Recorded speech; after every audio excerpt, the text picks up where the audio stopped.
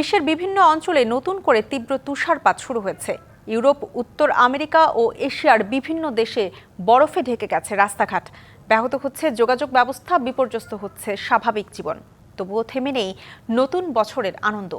বরফের মধ্যেই মানুষ স্বাগত জানিয়েছেন নতুন বছরকে। ইউরোপ ও উত্তর আমেরিকার বিস্তীর্ণ এলাকা জুড়ে তুষারের স্তূপ। পোল্যান্ড, স্কটল্যান্ড ও মধ্য ইউরোপের কয়েকটি দেশে রাস্তায় জমেছে পুরু বরফ। অনেক জায়গায় যান চলাচল প্রায় বন্ধ হয়ে গেছে। জরুরি পরিষেবার কর্মীরা রাত দিন বরফ সরানোর কাজে ব্যস্ত থাকলেও পরিস্থিতি পুরোপুরি স্বাভাবিক হয়নি। যুক্তরাষ্ট্রের গ্রেট লেকস অঞ্চল ও উত্তর পূর্বাঞ্চলেও তীব্র শীত ও তুষারপাত অব্যাহত। কিছু এলাকায় তাপমাত্রা নেমেছে -10 ডিগ্রি সেলসিয়াসের নিচে। জাপান ও চীনের বিভিন্ন অঞ্চলে তুষারপাত হচ্ছে, যা পর্যটন ও দৈনন্দিন জীবনকে প্রভাবিত করছে।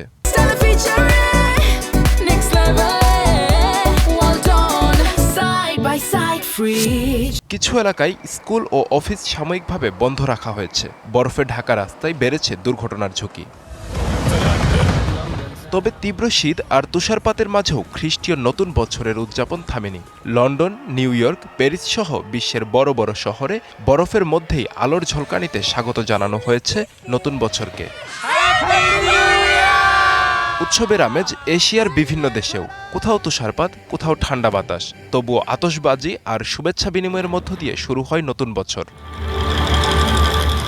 আব্দুল্লাহ আল মারুফ, ডিবিসি নিউজ ডেস্ক।